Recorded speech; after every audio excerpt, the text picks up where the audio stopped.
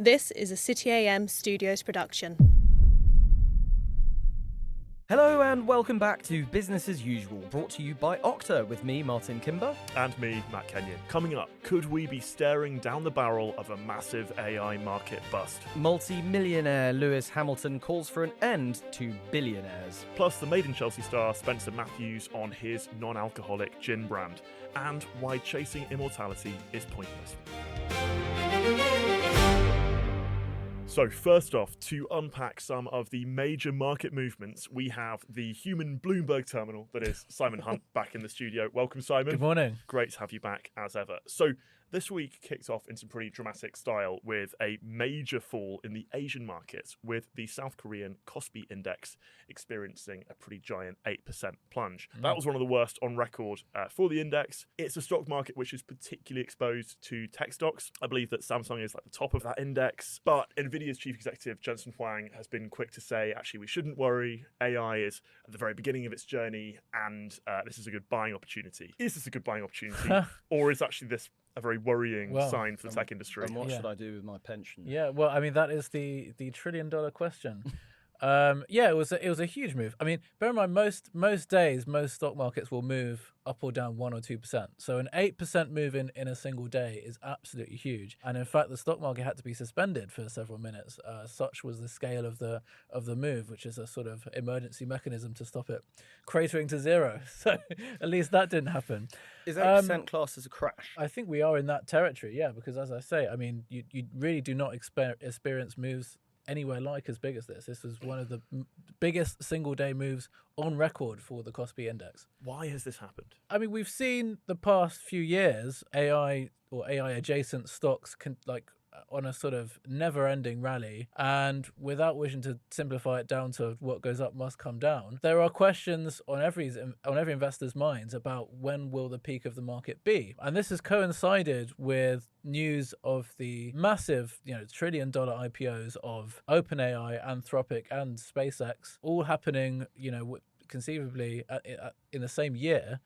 All been announced, within a few days of each other. And maybe there's a sort of feeling in the market that these companies would only seek to do these floats to raise as much money as possible. And so in effect, they've sort of called the top of the market, because why else would they choose to float now if they didn't think this was the absolute top? Ergo, the next few months, things will fall. That's maybe part of the sentiment, I think. And these are high wire IPOs. I feel like maybe the market is more bullish on Anthropic, but the SpaceX one, it's two aspects of Musk's business has been sort of smashed together into a bit of a Frankenstein mega IPO. There's also been quite a lot of speculation. I know we've written about it in our pages about OpenAI being pretty heavily leveraged at this point and looking like there are serious questions about where it's going to make its money. If you were a betting man, how well do you think these IPOs are going to go? I mean, it's so hard to commentate on, because usually IPOs are not this big. There are companies that are more valuable than OpenAI. That's true. You very rarely get $1 trillion IPO. No. If ever, I mean, really. You look at Google and Microsoft and Apple, and they started on the market much smaller. So to start with such huge valuations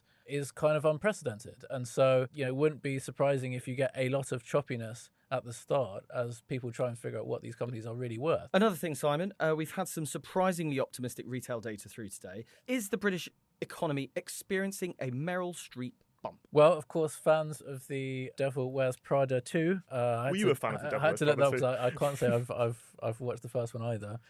Certainly helped lift sales. But I think it's also a classic case of British people being so used to terrible weather that the moment you get a sunny period for a week or two, people go absolutely insane. And I think we saw some of that in May. So, the analysts that have looked at the data for retail sales in May, there were lots of sales of sunglasses and flip-flops and people buying air conditioning units and stuff. The moment the sun comes up, Britons do go a bit mad. So I don't think we can quite count this as the beginning of what could be a long upwards trend for the UK economy. I think this is a bit of a blip, but when there is a heat wave, and we've seen this over the last week, how there was a heat wave and then 5 or 6 days of really miserable weather after. I would argue actually that people, for at least a few days after, maintain that level of spending. So I wouldn't be surprised if actually we do see a pretty significant cinema bounce of everyone who has been quite active, quite out and about, suddenly looking for inside activities. I know, last week, the Backrooms film came out. That's been one of the biggest horror film openings in the UK ever, coincided with perfect weather for it.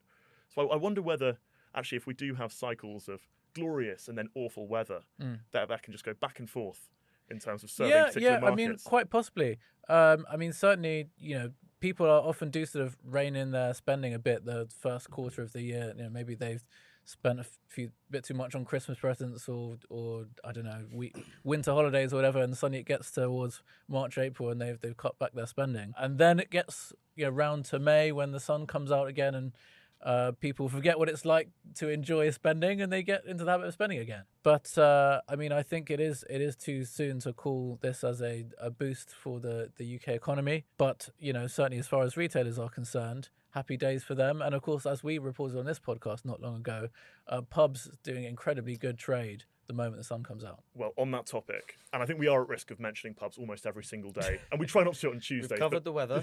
Yeah, exactly. Now it's time for the pubs. So interesting sort of booze story this today, which is that the Brewdog founder, James Watt, on Monday, he took to LinkedIn, where he's quite a prolific poster.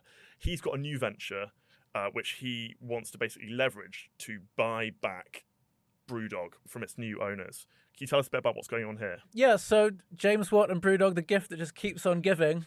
Feels like there's barely a week that passes without there being some kind of weird Brewdog-related story. But I think there are various perspectives people have on James Watt and what they think of him. But it's probably fair to say he got a lot of bad press following the demise of Brewdog and it having to be rescued, and all of the punk equity investors effectively having their stake wiped out in the process. And at least it seems, from the perspective of what he's written over the last couple of days, that he did take these expressions to heart. When he had people write to him or post on social media how disappointed they were, he has been sort of emotionally, I think, affected by that. And so he started this new venture called The Second Best Company, which is a new brewing venture which produces things not massively dissimilar to what Brewdog used to or still does produce. He's invited the old punk equity investors to join him, and he said he won't charge them for investing into the company. I can't help but think that must if you were one of those equity investors who lost quite a lot of money, that might feel like quite an insulting ask to then be approached a second time. Yeah, it's a strange thing, although he has said, if you join me again, I'm not going to ask you for any money this time around. You'll just effectively carry over your share into the new business. I mean, who knows if the same thing could happen all over again this time. But now he said if he had the opportunity, he would actually buy back Brewdog, which feels like another weird stage in this where after just setting up a new company, he wants to go back to the old one. So this is just a sort of psychodrama that doesn't seem to ever stop. Well, thank you very much for coming in, Simon. That's all we've got time for this section. But coming up after the break, multi-millionaire Lewis Hamilton has gone viral for calling for an end to billionaires. We will, of course, be speaking to Christian May right after this. This episode is brought to you by Okta. AI agents are everywhere now, quietly making decisions across organisations. That's great until you stop and think, who's in charge? If you don't know who an agent is, what it's connected to, or what it's allowed to do, you can't really trust it to act in your interests. That's the bit Okta focuses on. They secure the identity of AI agents, so there's one clear layer of control across the whole system. Which means every agent has a clear identity, permissions, and a line of accountability, even as things scale. Risk becomes something you manage, not guess at. Secure every agent, secure any agent. Okta secures AI. Welcome back to Business as Usual. Now, as the proxy Labour leadership race rages on, with the various would-be prime ministers each trying to one up each other on who can tax us the most, a clip of Lewis Hamilton has gone viral online in which the F1 driver calls for a limit to the amount of money any one person should be permitted to own. Let's have a quick listen. One of the things that I struggle with every day is, and it's just how life is, and it's been the way for thousands of years, that there is such a disparity between wealthy and the poor. And you still, when you drive around LA, there's still so many people living on the streets. You shouldn't be able to have billions, right? I think there should be a limit to how much you can have, because there's enough to go around to everyone. So are we starting to see a change in public opinion towards further taxes on wealth? Joining us to discuss this is, of course, Editor-in-Chief Christian May. Christian, what did you make of that? Well, this is a resurfaced clip, isn't it? So this is something he said a few years ago, which has come back into public consciousness. I think just as the Monaco F1 race. Has it happened? Did it happen? Yeah, it happened. It was his best performance I missed it. in the F1 for quite a Okay. while. He came second. All right. Well, to your first point, yes, of course, it seems to be an ever-growing number of people calling for wealth taxes of one form or another, and they range from the sort of Wes Streeting, I've got a clever way to squeeze more out of capital gains, right the way through to a report out this week from everyone's favourite economist for a while, Thomas Piketty, who's joined forces with a bunch of like-minded individuals to call for the most extraordinary global sweeping wealth taxes. And where do we place Lewis Hamilton in that? Well, listen, I think F1 is one of the world's most successful industries, the absolute pinnacle of engineering and technological innovation, and of course extreme skill behind the wheel, and indeed with everybody else associated with it. So them's my caveats. I then get to the realisation that listening to Lewis Hamilton spout off like this is just, I'm afraid, too much to bear.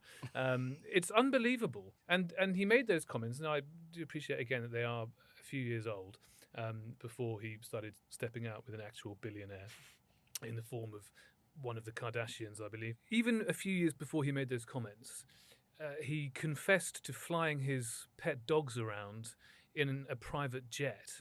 Around about the time he said he was going vegan to save the planet. So there you had the first kind of ludicrous, kind of beyond satire level of hypocrisy. And then you'll see it again with this nonsense that he's spouting about some sort of cap on what people can earn. I don't know whether he would subject himself to that cap. And this fabulous idea that there's more than enough to go around, which is exactly what we all think when we watch these unbelievably expensive machines driven around Monaco, of all places, by some exceptionally well-deservingly high-paid individuals. So I'm afraid he is not the most appropriate spokesperson for the taxation of wealth. I'll have to put it like that. It does go to show that we are slightly in need of a word between multi-millionaire and billionaire. Because I think it's so easy. It's so easy for him to slightly give the vibe of someone who has about 3 million. Whereas I think his net worth is Doesn't something sound like 400 or 500 yeah, million. it's between that, and then if you add on as we say, the Kim Kardashian 2 billion, that suddenly becomes a pretty huge portfolio. I suppose, is this the biggest, most dramatic case of the politics of envy ever? Well, I think I look at Lewis Hamilton's life and I'm quite envious, but not to such an extent that I feel the need to claw away a good chunk of it and distribute it to good causes, because I don't think that's how economics works. I don't think that's how the world works. And when it comes to categorising and classifying these levels of wealth, it is something that everybody struggles with. If you look through the City AM News inbox, we will see people launching reports or studies or offering services to high net worth individuals, the ultra high net worth individuals, the super ultra high net worth individuals. And of course, there's huge debate within those categories. I think I'm right in saying that the British government classifies a high net worth individual as someone with just a few £100,000 worth of assets. Does that include a house? No, I think it's investable assets, but that's not how many people in the city and in the wealth management sector would classify it. But I'm sure they'd all love a slice of Lewis Hamilton's money, that's for sure. So you say you mentioned about he's not the right spokesperson for this, and I agree. With a intrinsically complicated idea like a wealth tax, and if you globalize it, then it becomes an even more complicated kind of instrument to try and redistribute wealth. Is there a spokesperson that you could think of who, if they were making this argument, you would have a little bit more truck with it, and you might not agree with it, but you might think, all right, fair play, at least they're kind of making their point from a more sincere position? Well, certainly I think sincerity is important. If you look at people like John Caldwell in the UK, founder of Phones for You and a billionaire, he is somebody who, along with others of his financial stature, have signed up to a pledge to distribute the vast majority of their wealth to charities and philanthropic causes after they die. I think you have to recognise the sincerity in that. And when it comes to the other debates about wealth taxes in general, there are people we're prepared to hear it from and people who we're not prepared to hear it from. And we can tolerate hearing these arguments from the likes of Zach Polanski and who's that YouTuber?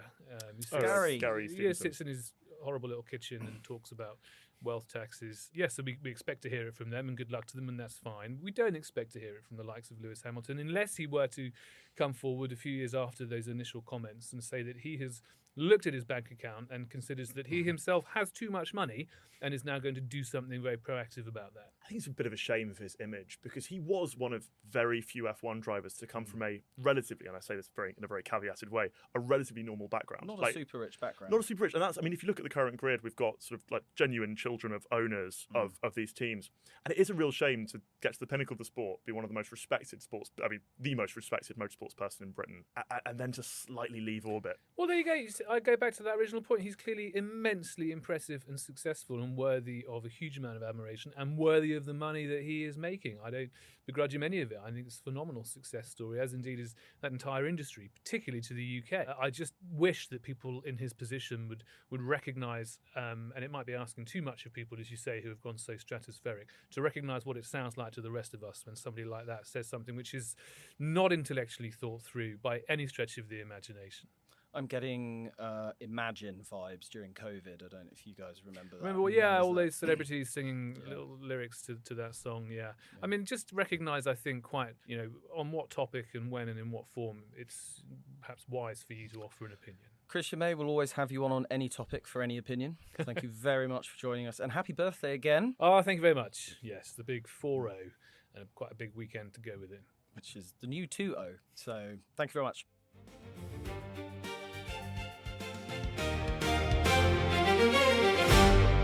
And finally, the former Made in Chelsea star Spencer Matthews has been chatting to our Deputy Life and Style editor, Adam Bloodworth. They talked about the rollout of Matthews' zero alcohol drinks brand across Green King pubs. He talks about his own lifestyle pivot away from the excesses of reality TV and into getting into shape. But he told Adam that he really doesn't have much sympathy for those in the health industry who are obsessed with living forever. Here is what he had to say. I think longevity is kind of nonsense, to be I was honest. going to say, it's a big word to bring up at this point. Yeah, but it's kind of, I just think it's, I love lifting weights. I love the feeling of lifting weights. I generally have fallen in love with being healthy. I think, which is, something that I would urge anyone to do. I've been drastically unhealthy, where literally running 1 kilometer would have put me in a really bad way. Walking up a flight of stairs would have had me just absolutely sweating through my shirt, and just eating horrendous food all of the time just to kind of try and feel better from the amount of alcohol that you've drank the day before. And so I've done all that. I hope I don't sound preachy. I've been really unhealthy, and obviously I'm quite healthy now. And I just think there's few things that are more important than health. It's the base of the pyramid, surely. It's very hard to be a vibrant entrepreneur, a great dad, a good friend, a nice husband. If the base is not there, So it doesn't sound like there's any longevity products in the works from you then anytime soon. I'm not. I don't want to live forever. I think when my time's done, I'm very happy to clock out. Strong. Yeah, I don't have any desire to live till I'm 110 or whatever. I appreciate the work of Brian Johnson, and I think it's really interesting. But I see him as someone who's kind of almost wasting his life to live longer. I don't really understand it. I would love to live a really full life, full of experiences, and hopefully build some really interesting stuff. Hopefully experience a load of success. And hopefully be able to spend loads of time with my kids. Now, I really wanted to ask about that Stephen Bartlett clip. Where he had 2 glasses of wine and then couldn't function for days. Couldn't podcast for 3 days. Couldn't podcast very well. That wouldn't be great for this podcast, would it? No, but the grown-ups in the room, i.e. the comms people, said no, you can't ask about that because he had not seen the clip. Oh, that's very fair. No, Spencer Matthews, lovely man, is just is running up every hill there is. But he's also just a very good example of someone who has leveraged a very impressive, recognisable TV persona and made it into social media magic. I think I've got a lot of respect for that. I'm always obsessed with the influencers or the names who come out of reality TV and make those 15 minutes of fame stick, because that is hard. And you see a lot of people come off The Apprentice and stuff, and they kind of fade away. But like the Molly Mays, your Tommy Furies, they stick around and they build. Yeah, because reality TV it produces dozens of people a year, and maybe 2 stick each year if they're lucky. So I reckon you'd stick. Thank you. Yeah. Although, like Spencer Matthews, I don't think I do the Brian Johnson thing. I don't feel like I need to live forever. No, me neither. And on that note, it's time to say goodbye, because that's all we have time for today. Thank you so much for listening to Business as Usual, brought to you by Okta. Don't forget to subscribe to City AM's free daily and weekly newsletters, and of course, download our free app. It's had puzzles for a while now, and I'm getting better at them again, so the cognitive decline has reversed. We'll be back in your podcast feeds tomorrow at 6 a.m, but for now, goodbye. Goodbye.